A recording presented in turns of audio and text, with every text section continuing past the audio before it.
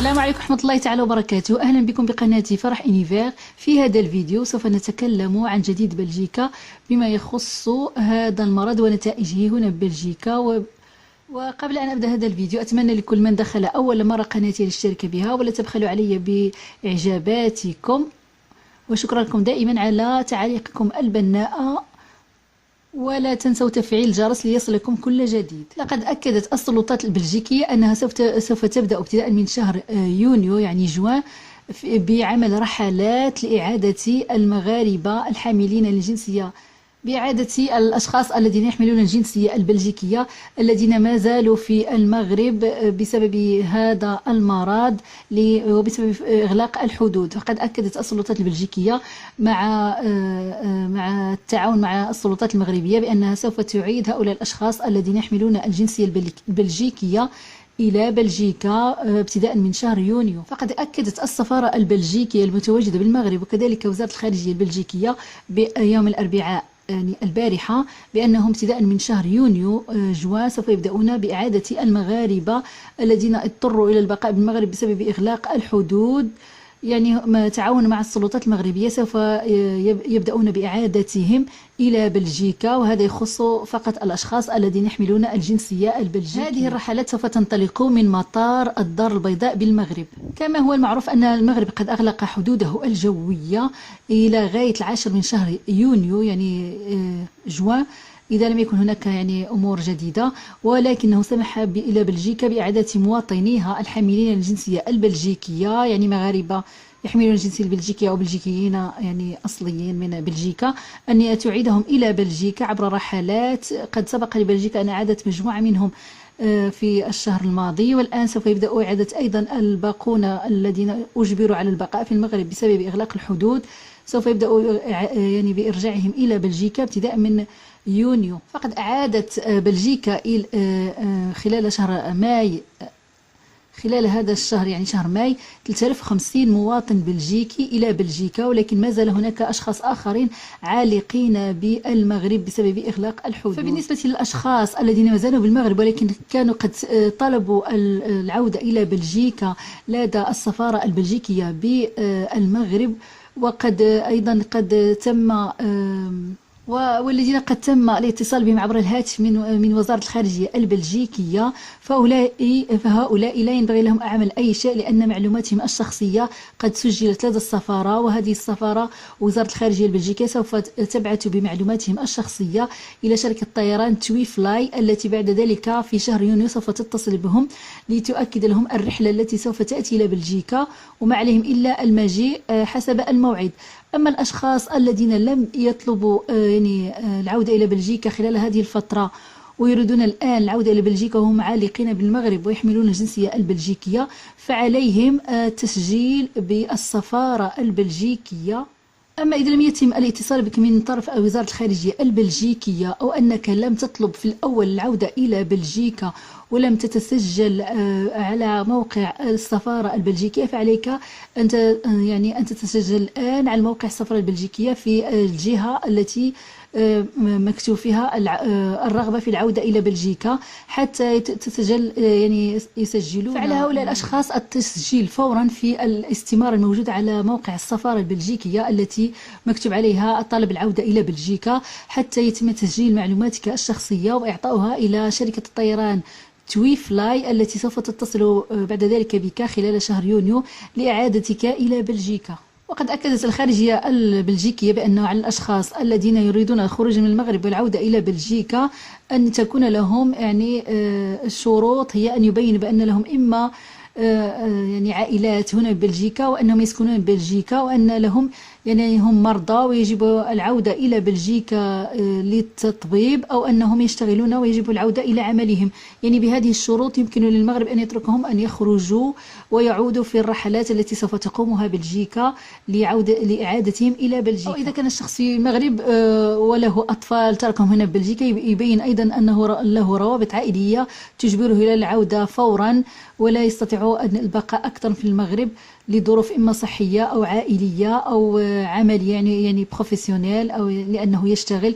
هذا يعني ضروري أن يبين هذه الأسباب حتى يسمح له بالخروج من المغرب. يعني يتوجب على الأشخاص التسجيل كما قلت على الاستمارة الموجودة بالسفارة البلجيكية حتى يؤخذ بعين الاعتبار يعني معلوماتهم الشخصية وإعطائها لشركة طيران تويفلاي التي سوف تتصل بهم لتحدد موعد انطلاق الرحلة من مدينة الدار البيضاء إلى بروكسل. لقد تم أيضا صنع كمامات هنا في بلجيكا من طرف أشخاص يحملون إعاقات مختلفة. هؤلاء الأشخاص قد صنعوا هذه الكمامات خصيصا بالنسبة للأشخاص الصم البكم حتى يستعملونها لأنها عندها طبقة شفافة على الفم تسمح لهم برؤية حركات الفم حتى يستطيعوا التفاعل فيما بينهم، لأننا نعرف أن أصحاب يعني الإعاقات الصم البكم يستعملون الإشارات كوسيلة للتعبير وكوسيلة للتواصل مع الآخر، وإذا عملوا الكمامات التقليدية التي تغطي جميع الأنف والفم لا يستطيعون رؤية حركات الفم ولا يستطيعون فهم الأشخاص. لذلك صنعوا هذه الكمامات خصيصا لهذه الفئة. وقد كان هناك طلبات عديدة من طرف أيضا المختصين الذين يشتغلون في إطار التدريس لهؤلاء الفئات أو غيرها. هذه الكمامات قد صنعت بشركة توجد في إيفير لا كومين d'Hiver في بروكسل. وهذا ما سنراه في C'est l'histoire d'une reconversion express et solidaire d'une entreprise en temps de pandémie. La société belge Brochage Renaître relie depuis près de 50 ans des catalogues. Mais aujourd'hui, 15 employés en situation de handicap fabriquent des masques destinés aux sourds et malentendants. Un tissu transparent permet de lire sur les lèvres. Tout est allé très vite. Le week-end du 1er mai, la directrice a fabriqué des prototypes. En début de semaine, les autorités régionales commandaient 10 000 masques. En 2 jours, on a acheté des machines à coudre, on a acheté du tissu, on a mis en place une méthode de travail, on a formé nos moniteurs et le personnel qui encadre, on a fait des fiches descriptives de chaque étape de travail. Et à partir du vendredi, on a pris 15 volontaires à qui on a appris à coudre. Et le lundi qui suivait, on était opérationnel. Pour les premiers concernés, ce masque un peu différent leur permet de communiquer sans se mettre en danger. Avant, sans ce masque, je ne pouvais pas l'enlever ou je devais me mettre loin de mes interlocuteurs pour pouvoir parler. Maintenant, avec ce morceau transparent, je peux lire sur les lèvres des gens et c'est beaucoup plus facile pour communiquer. Sur 150 employés, l'entreprise compte environ 60% de personnes en situation de différents handicaps. Pour la société, qui tournait à 10% de son activité, cette production est une façon de se relancer. Les dirigeants découvrent aussi que ces masques intéressent de nombreux secteurs dans tout le pays. On s'aperçoit également qu'il y a une grosse demande pour des logopèdes, des instituteurs primaires, des personnes dans des hôpitaux, des personnes qui travaillent avec des personnes âgées. Parce que pour les personnes, c'est très difficile de ne plus voir l'expression de la figure. L'entreprise peut produire 300 masques par jour grâce à une quinzaine de personnes qui n'avaient jamais cousu de leur vie.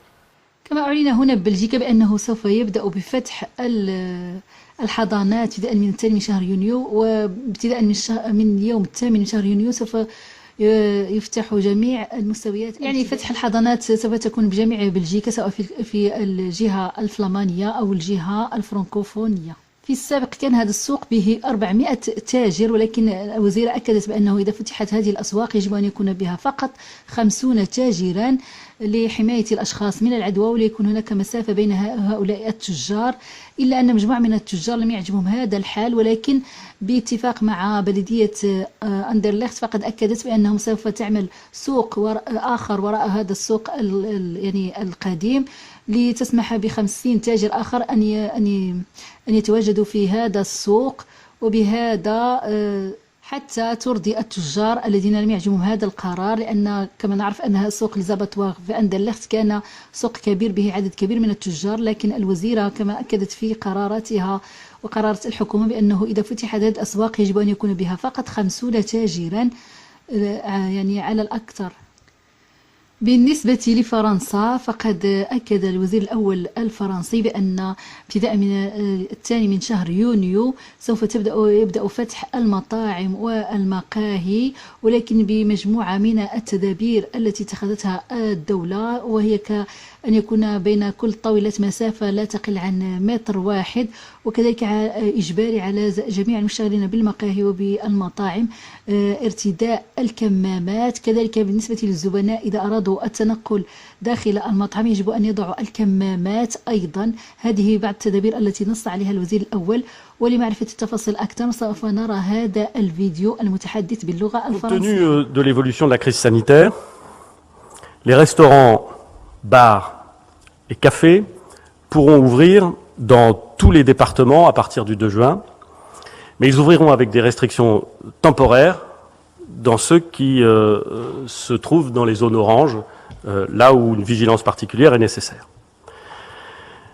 Partout, cette ouverture sera conditionnée au respect des règles sanitaires qui ont été validées avec la profession d'ailleurs.